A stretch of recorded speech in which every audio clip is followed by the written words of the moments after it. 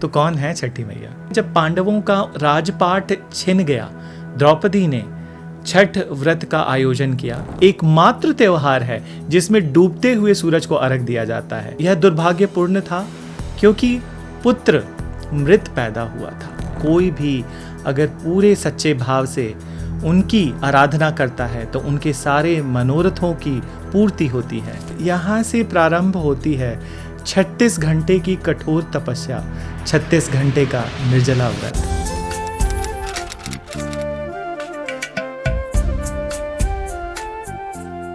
कार्तिक मास की अमावस्या के दिन दिवाली मनाई जाती है और इसके 6 दिन पश्चात छठ महापर्व मनाया जाता है। यह 4 दिनों का त्यौहार है और इसमें साफ सफाई पर काफ़ी ध्यान रखा जाता है।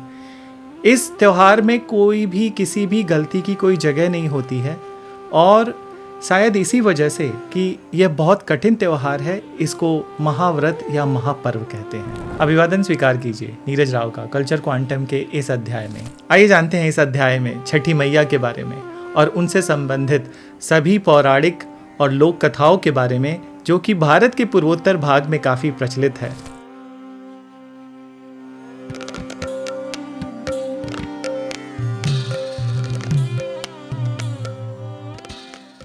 तो कौन है छठी मैया?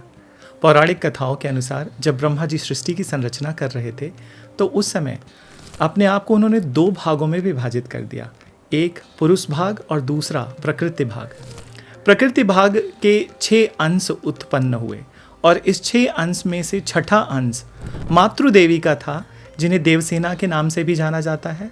और यह चूंकि छठा अंश था इसलिए इन्हें खष्टी माता भी कहा जाता है या छठी मैया भी कहा जाता है। छठी मैया भगवान सूर्य की बहन है और ब्रह्मा जी की मानस पुत्री हैं। इन्हीं को आराध्य मानकर और भगवान सूर्य को आराध्य मानकर यह आयोजन किया जाता है। तो चलिए जानते हैं छठ पूजा की शुरुआत कहाँ से हुई।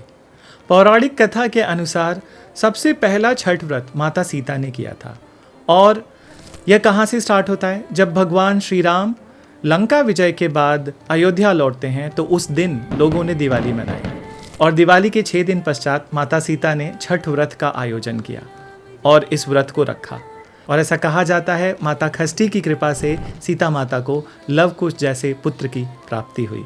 ऐसा ही एक पौराणिक उल्लेख महाभारत में है। ऐसा कहा जाता है जब पांडवों का राजपाट छिन गया तो भगवान कृष्ण के कहने पर द्रौपदी ने छठ व्रत का आयोजन किया, इस व्रत को रखा और इस व्रत के सफल आयोजन के बाद पांडवों को उनका राजपाट प्राप्त हो गया। छठ पूजा का संबंध सिर्फ द्रौपदी ही नहीं, सूर्य पुत्र और कुंती पुत्र कर्ण से भी है। कर्ण इस बात को जानते थे और इसी वजह से शायद वो रोज सुबह भगवान सूर्य को जल अर्पित करते थे और ऐसा ही हम भी करते हैं। हम लोग भी भगवान सूर्य को जल अर्पित करते हैं। ऐसा क्यों? भगवान सूर्य को शरीर का देवता माना जाता है और ऐसा कहा जाता है भगवान सूर्य को अर्घ देने से शरीर के सारे कष्टों का निवारण होता है। साइंटिफिकली भी सूर्य देव की बड़ी महत्ता है और आप सभी यह जानते हैं कि बिना सूर्य किरणों के विटामिन डी का फॉर्मेशन बॉडी में नहीं होता है। तो चलिए आगे बढ़ते हैं छठ व्रत से संबंधित लोक कथाओं पर। एक कथा के अनुसार राजा प्रियव्रत और उनकी पत्नी रानी मालिनी दोनों ही संतानहीन थे और इस वजह से उन्हें बेहद दुख था। महर्षि कश्यप के कहने पर राजा प्रियव्रत ने पुत्रेष्टि यज्ञ का आयोजन किया और इस यज्ञ के सफल आयोजन के बाद उन्हें एक पुत्र रत्न की प्राप्ति हुई, परंतु यह दुर्भाग्यपूर्ण था क्योंकि पुत्र मृत पैदा हुआ था। इस बात से बेहद दुखी होकर राजा प्रियव्रत ने आत्महत्या की कोशिश की, परंतु इस दौरान माता खष्टी प्रकट होकर उन्हें आत्महत्या से रोकती हैं और उन्हें बताती हैं कि वो माता खष्टी हैं। माता खष्टी संतान की देवी हैं और कोई भी अगर पूरे सच्चे भाव से उनकी आराधना करता है तो उनके सारे मनोरथों की पूर्ति होती है। और उन्होंने राजा प्रियव्रत से कहा कि आपको भी खष्टी व्रत या छठ व्रत का आयोजन करना चाहिए। अगर आप पूरे सच्चे भाव से इस व्रत का आयोजन करते हैं तो आपको पुत्र रत्न की प्राप्ति होगी। इस बात से प्रसन्नचित्त होकर राजा प्रियव्रत और उनकी पत्नी मालिनी ने छठ व्रत का आयोजन किया और व्रत के सफल आयोजन के बाद उन्हें पुत्र रत्न की प्राप्ति हुई। शायद यहीं से शुरुआत होती है छठ व्रत की परंपरा हमारे भारतीय समाज में। तो चलिए जानते हैं 4 दिन तक चलने वाले छठ महापर्व के व्रत की विधि की प्रथा। पहला दिन नहाए खाए। इस दिन सभी व्रत रखने वाले गंगा जी में या यमुना जी में या किसी नदी में सबसे पहले स्नान करते हैं और नहाने के बाद इस दिन सात्विक भोजन बनता है और इस सात्विक भोजन में चने की दाल, लौकी या कद्दू और चावल की बड़ी महत्ता है। इनका इस्तेमाल ज़रूर होता है इस दिन।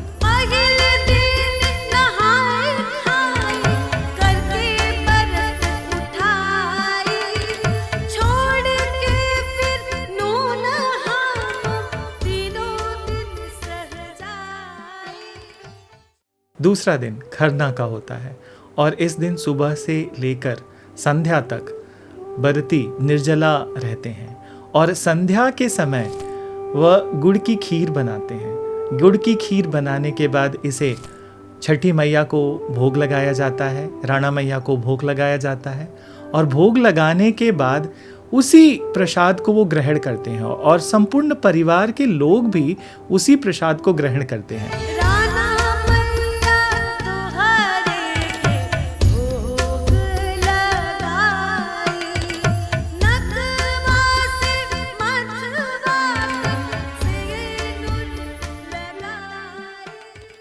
ग्रहण करने के बाद यहाँ से प्रारंभ होती है 36 घंटे की कठोर तपस्या, 36 घंटे का निर्जला व्रत। तीसरा दिन संध्या अर्घ का दिन होता है और यह बहुत ही व्यस्तता भरा दिन रहता है और इस दिन शाम के समय या संध्या के समय डूबते हुए सूरज को अर्घ दिया जाता है। शायद यह एकमात्र त्योहार है जिसमें डूबते हुए सूरज को अर्घ दिया जाता है। ऐसे तो वस्तुतः हम उगते हुए सूरज को अर्घ देते हैं, पर डूबते हुए सूरज को अर्घ देना सिर्फ इसी त्योहार में होता है। और यह दिन इस तरह से भी व्यस्तता भरा होता है क्योंकि सुबह सुबह ही सभी माता बहन घर के सभी लोग ठेकुआ बनाने में जुट जाते हैं और ठेकुआ को इस व्रत का महाप्रसाद माना जाता है। पर ठेकुआ बनना तीसरे दिन स्टार्ट नहीं होता है। ठेकुआ बनने की विधि पहले ही दिन से स्टार्ट हो जाती है। पहले दिन नहाए खाए के दिन व्रती गेहूं को धोते हैं, गेहूं सुखाते हैं और उसे बहुत ही विधिवत तरीके से, बहुत साफ सफाई से उसे पीसा जाता है और इसी पीसे हुए गेहूं के आटे से ठेकुआ प्रसाद बनता है, जो कि व्रत के संपूर्ण आयोजन के बाद प्रसाद के रूप में लोगों के बीच में वितरण किया जाता है।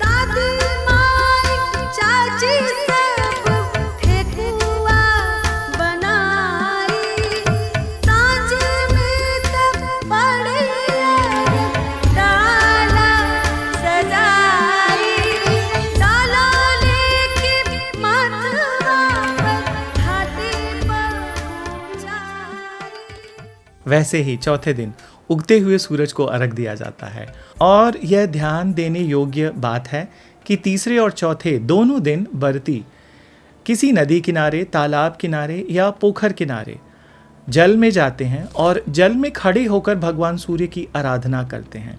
उषा अर्घ के दिन सभी व्रती पूरब दिशा मुख कर खड़े हो जाते हैं और वह भगवान सूर्य के उदयमान होने की प्रतीक्षा करते हैं। भगवान सूर्य के उदय होने पर सभी व्रती उन्हें अर्घ देते हैं और इस अर्घ में घर परिवार सभी परिजन हाथ लगाते हैं और वह भी भगवान सूर्य को अर्घ देते हैं। इतना ही नहीं, वहाँ पर शामिल लोग भी भगवान सूर्य को अर्घ देते हैं और इस प्रकार भगवान सूर्य को अर्घ देने के पश्चात उनसे अपने मनोकामना को कहने के पश्चात व्रती पानी से बाहर आते हैं और कथा सुनते हैं। कथा सुनने के पश्चात 36 घंटे की यह कठोर तपस्या संपन्न होती है और यह तपस्या संपन्न होती है पारण से, जिसमें सभी व्रती दूध और गुड़ का सेवन करते हैं।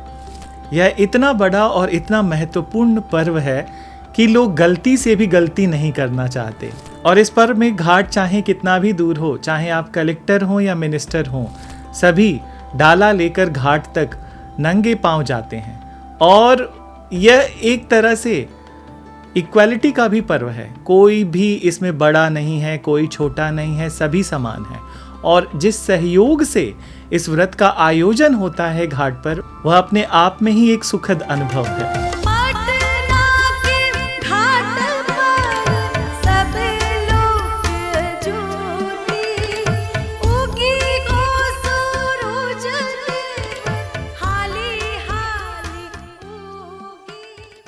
छठ पूजा को महापर्व या महाव्रत इसलिए भी कहते हैं क्योंकि इसमें जो परवैतिन होती हैं, जो व्रती होते हैं, वो इस पूजा में सारा काम खुद से करते हैं। चाहे वो पहले दिन गेहूं धोने से लेके आखिरी दिन सूर्य भगवान को अर्घ देने तक, या फिर खरना के लिए खीर बनाना, या शाम के अर्घ के लिए ठेकुआ बनाना, ये सारा काम वो खुद से करते हैं।